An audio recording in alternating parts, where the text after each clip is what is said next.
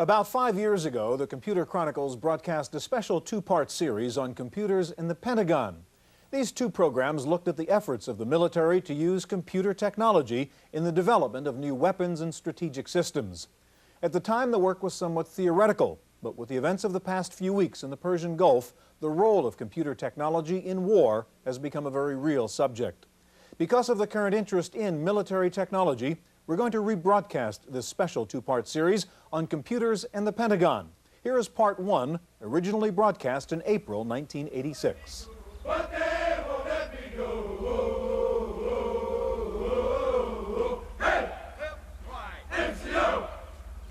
Traditionally, the military has meant this: soldiers, and war has been your men against my men.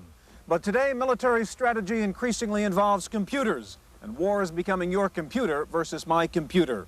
How have computers affected the military, and how has the military affected computers? We'll get answers to those questions today as we begin a special two-part look at computers and the Pentagon on this edition of the Computer Chronicles.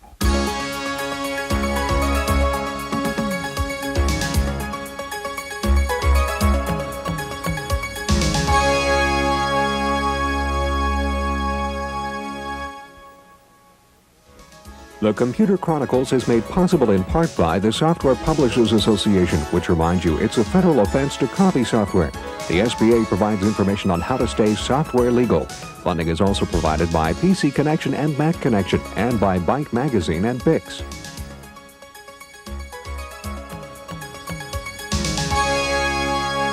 Welcome to the Computer Chronicles. I'm Stuart Chaffee, and this is Gary Kildall. Gary, we're watching the ancient art of war here. This is a game. We can see the old art of war involved bows and arrows and swords and so on. Today, war is really computers on one side and computers on the other side. How important really has the defense establishment been in the whole area of computer research? Well, Stuart, whether we like to acknowledge our heritage or not, the Department of Defense funding has been very important all along the development of computers, right from the very beginning, where computers were used to compute ballistics tables, through the investment in the space program, micro-miniaturization, microchips, and all that. Very important. Gary, today we're going to take a look at the Pentagon's role in computer research. We'll look at simulations, we'll look at robots, intelligent weapons, and Star Wars. We're going to begin with a background look at the Pentagon's role in computer research. Not long ago, Silicon Valley went into a slump, with computer companies looking at red ink and layoffs, bankruptcies and auctions. But for one group of companies, the military contractors, business is very good, and it's getting better. From smart missiles to the Strategic Defense Initiative, or Star Wars, the computer business is booming with defense-related projects. Pentagon spending in the Valley jumped $500 million in 1984 to over $4.5 billion, and increased again in 1985. Layoffs at semiconductor manufacturers are in sharp contrast with new employment at defense contractors, up 4,000 people at Lockheed Corporation alone. Analysts estimate that anywhere from 15% to 30% of high-tech workers are involved with defense-related work. Critics worry that the trend away from commercial products to direct military applications will thwart the young industry's reputation for taking innovative risks.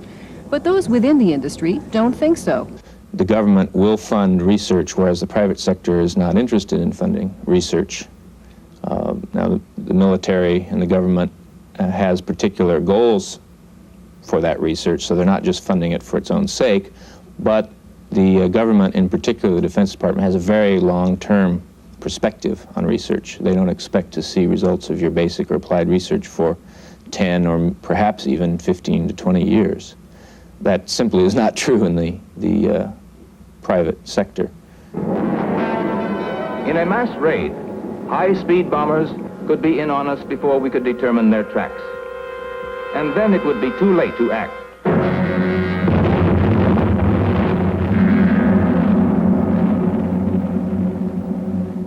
We cannot afford to take that chance.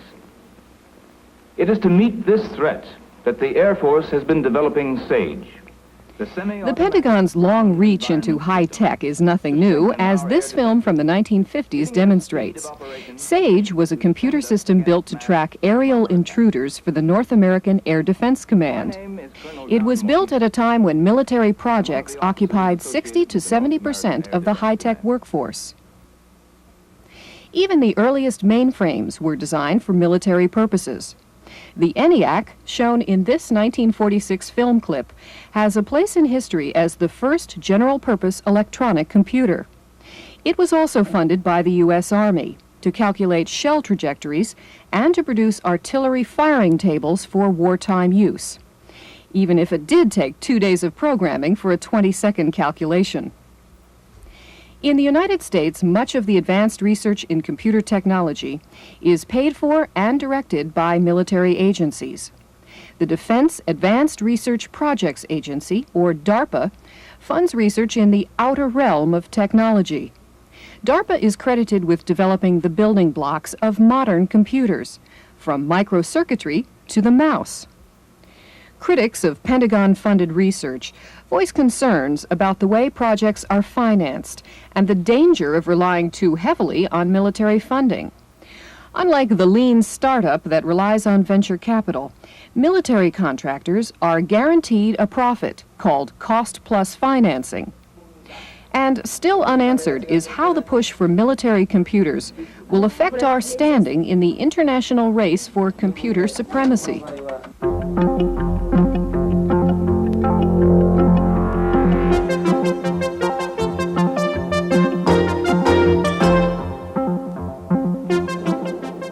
One of the earliest uses of computers in the military was in the development of simulators for aircraft. While flight simulators have been around since World War II, the early models were mechanical. The computerized simulators were developed in the early 1970s. Today's simulators include extremely sophisticated graphics displays and give the instructor almost complete control over the student pilot's environment. One of the leading companies in computerized flight simulation is Singer Link. The Link simulators have been developed for military aircraft like the B-52 bomber, the C-130 transport, F-16 and F-111 fighters, and the Huey and Cobra helicopters. At Indiantown Gap, Pennsylvania, a Singer Link simulator is being used to train pilots on the Huey or UH-1 helicopter. The system uses two Honeywell 790 mainframes to process a variety of analog and digital inputs. We feed analog input information through the A-to-D converter into the 790s, where it's distributed by cockpits. It's shuffled to number 2 790, which performs the equation of motion calculations, given back to number 1, and outputted to the hydraulic cylinders, the cyclic, the pedals, the instruments. So control movements from inputs that change with time, like the cyclic, the pedals, or throttle position, are analog inputs. We have digital inputs from any switches, switches for DIs, switches for the radios, are all digital information input to the computer. The challenge for the computer, of course, is to make the simulation realistic, and that means enough computational speed to update the displays in a meaningful way. There's two types of inputs to the computer, DIs and AIs. There's two types of outputs, AOs, which vary with time, and DOs, which are either a logic on or off. Every one of those is updated in the computer 16 times a second. So we have an I/O update rate of 15.625 milliseconds, or every 1/64th of a second. It does one mode of the interface. Okay? So all switches, lights, instruments, and inputs are updated every 1/16th of a second. While early simulators were thought of as second best to actual in-flight training and used primarily to save money, the military says the new computerized simulators are not only cheaper, but better than the real thing. Virtually everything you can do in the airplane, you can actually do in the simulator. It does represent flying in the clouds. We do not have any visual capability on this simulator. However, one of the added benefits that we have is the introduction of emergency procedures. We can actually input 108 different malfunctions into the computer, and it will show up in the cockpit. These are malfunctions that would normally be catastrophic in the airplane and could not be practiced. We have had at least 2 recorded saves up to now where individuals have practiced some of the emergency procedures in the simulator, have learned them to a very high degree, and have subsequently had the same emergency in the aircraft. And they attribute their saving the aircraft and, of course, the people's lives in the aircraft with their actual simulated training.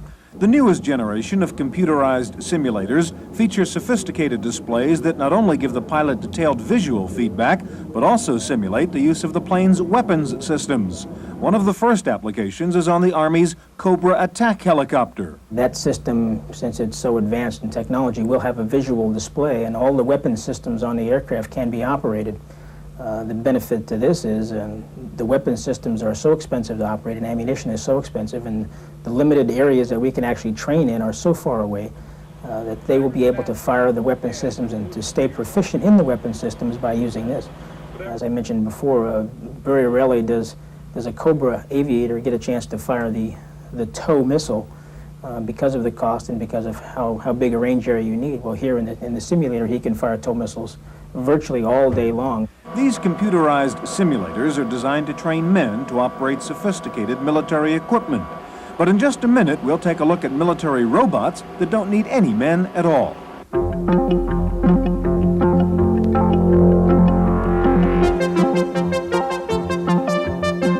This may not look much like a tank, but someday it could evolve into one, as robots become an increasingly important part of America's military strategy.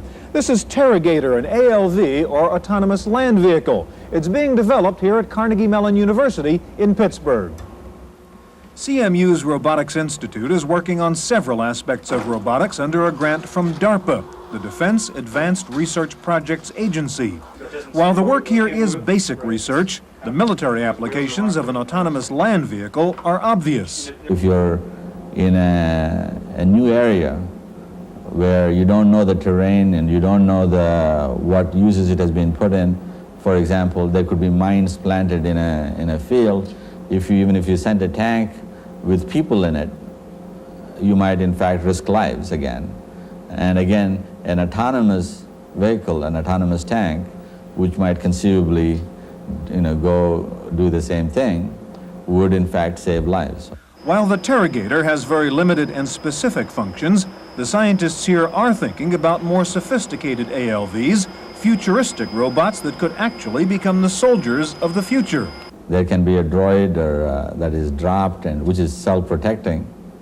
If you've been seeing the Empire Strikes Back, they have these little droids that are dropped, and they are completely able to protect themselves.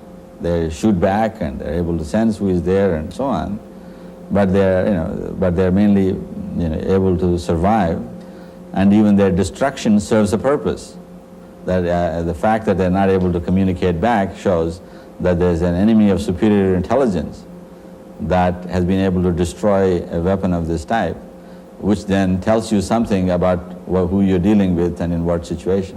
One of the fundamental questions being studied here is how should robots move, on legs or on wheels? Right now, the betting is that wheels will win. We built a 6-legged vehicle, and now we are in the process of building a robot horse with 4 legs and gallop and do various kinds of gaits. But a large part of our research is wheeled vehicle research, because we think that is still going to be 80–90% of the need. Just because birds fly a certain way, you don't build airplanes the same way. So just because people walk doesn't mean you have to build robots that walk. But wheels present lots of problems. To move quickly, a robot may have to spin around. Not an easy task for a robot with old-fashioned wheels. So researchers here have literally reinvented the wheel and come up with one that goes forward and sideways. Another major problem in robotics is the sensory systems. The most simple human task can seem to be an impossible one for a robot. If a system has to go open the door and go outside, go through the corridor, we don't know how to do each of those steps. Opening the door without tearing the knob off is a very major problem. And the sensors, the touch sensors, and being able for a robot to feel and think and understand and do the right thing are things that have never been done before and will require many years of very sophisticated scientific research, if you will. And in the process, we will create an understanding of a technology which will lead to household robots, perhaps, which will take care of the home and sweep the floors and answer the doorbell and get you a cup of coffee and all of those things. But the biggest problem for computer scientists here is vision. In order to open the door, you have to sense what it is there, where the knob is. And you can, if you look at that knob, you can see there are specular reflections. Those reflections make it appear as though there is a whole image of the whole room appearing on that little convex surface, which confuses the image further. And then after you decided that it has a round shape instead of an oval shape, grasping it is a problem. So there's a lot of image processing and a lot of data that comes in, and then a lot of thinking and interpretation that goes on in the environment. And then doing the actual task may be relatively simple compared to all the other things. Researchers here are approaching the vision problem from every possible angle. There are one-eyed robots, two-eyed robots, and robots with one eye which scans from side to side, much like a lizard. And there are robots with multiple vision systems, using video eyes, laser scanners, and sonar systems. But that creates a software problem, a problem of computer intelligence. That is the key problem in artificial intelligence, one of the key problems in artificial intelligence. Namely, if you have two experts, or two sensors, or two knowledge sources, telling you completely opposing things. One of them says there is an obstacle here, another one says the road is clear. Whom do you trust? How can you know what you do not know? People seem to somehow manage to make decisions under uncertainty, and giving a computer the same kind of plausible reasoning capabilities is something we're struggling with. We have simple solutions to it, but the problem is by no means solved. Perhaps the best example of the complexity of the vision problem for robots is what happened to Terragator one day while trying to follow a simple path. The path had a curve at a spot where there was a tree. The robot's computer is programmed to essentially follow a path in the middle of parallel lines. So the robot tried to walk up the tree thinking its parallel lines were more like a road than the curves of the actual road. The hardest problem is the problem of deciding what it is that you're seeing, the problem of vision. In the human brain, almost 30% of the human brain is dedicated to looking at a visual scene and interpreting it. That's a lot of computational power. And we still don't understand how to do it very well. And we have been working at it for now 20 years. And I expect we'll work at it for 20 more years. While researchers here in Pennsylvania are trying to solve the problems of robotics, across the country, computer scientists in California are working on the military applications of artificial intelligence. In just a moment, we'll take a look at an electronic scout, so stay with us.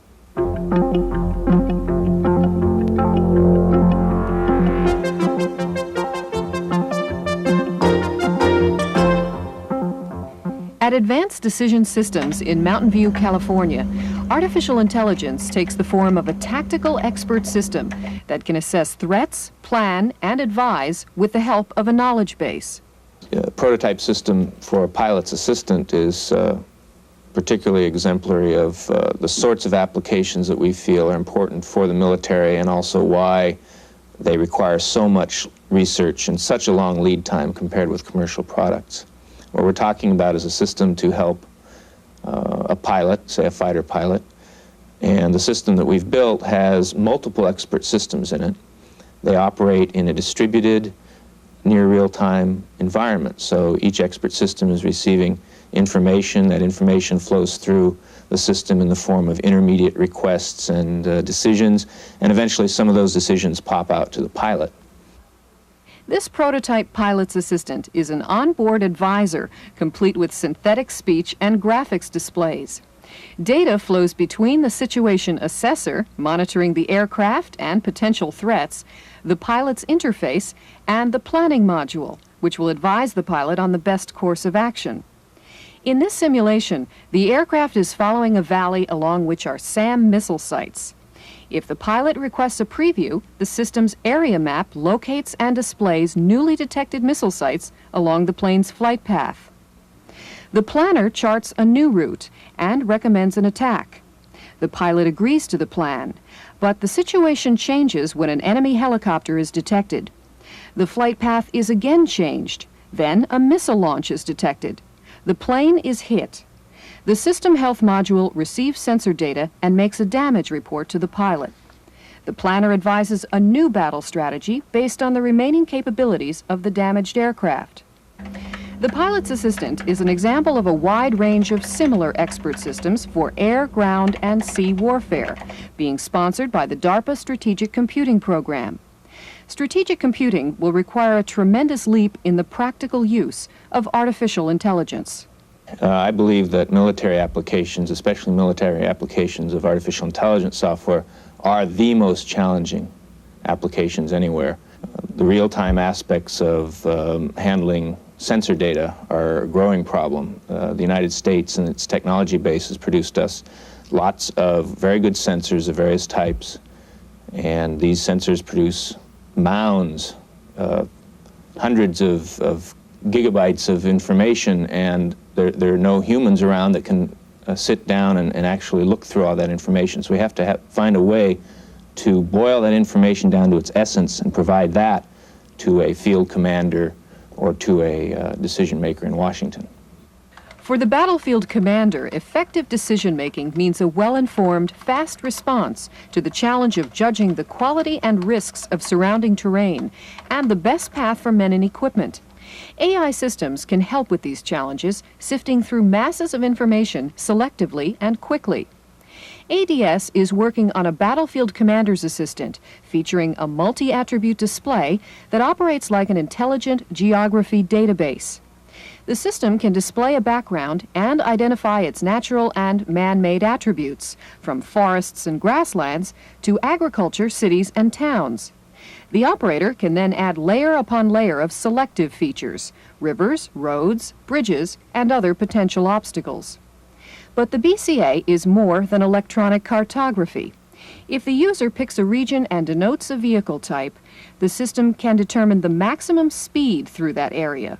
And from various points on the map, the program will display line-of-sight information from those spots, painting out areas which can and cannot be seen from the vantage point, areas which could hide enemy units. Defining the best path through a battlefield is perhaps the most critical of BCA's talents. Ultimately, the reasoning powers of the system will help field commanders to plot the safest route through a battleground based on physical obstacles and by determining the most likely locations for an enemy attack.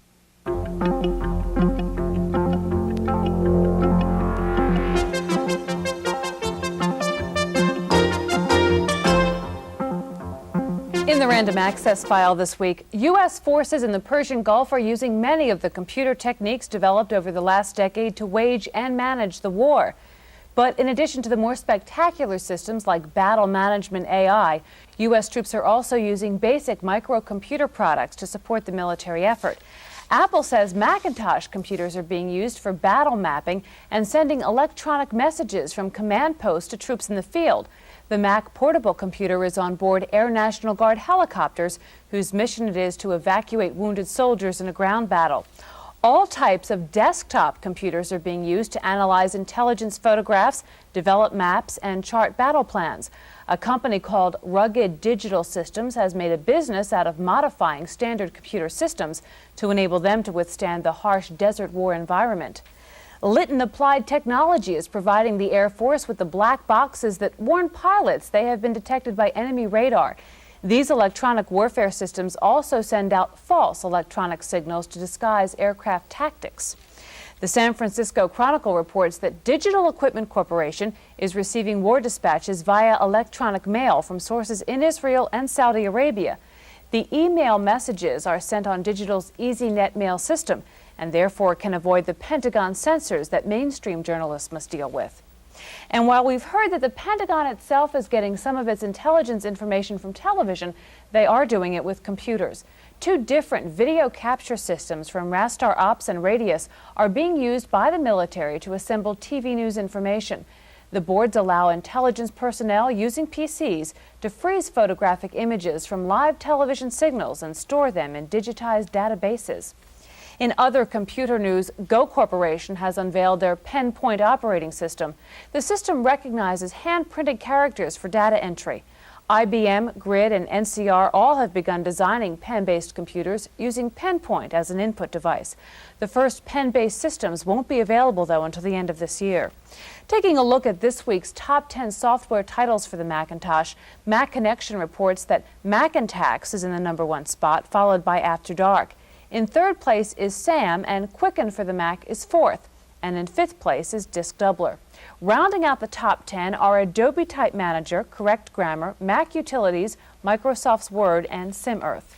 And finally, Lotus Development Corporation has pulled its new CD-ROM product called Marketplace off the shelf. The product provided users with names, addresses, and marketing information on some 120 million consumers and 7 million businesses in the United States. Lotus was flooded with letters and electronic mail requests from people who wanted their names removed from the Marketplace database. Lotus said the simplest solution was to just pull the product off the market. And that's it for this week's Computer Chronicles. Next week, we'll have part 2 of our special series on computers in the Pentagon. Next week's program looks at the Navy's Aegis electronic warfare system and the new battle management software being used by the Air Force. And we'll also look at the SDI research that led to anti-missile weapons like the Patriot. I'm Kate McGargy. The Computer Chronicles is made possible in part by the Software Publishers Association, which reminds you it's a federal offense to copy software. The SBA provides information on how to stay software legal. Funding is also provided by PC Connection and Mac Connection, and by Byte Magazine and Bix. For a transcript of this week's Computer Chronicles, send $4 to PTV Publications, Post Office Box 701, Kent, Ohio, 44240. Please indicate program date.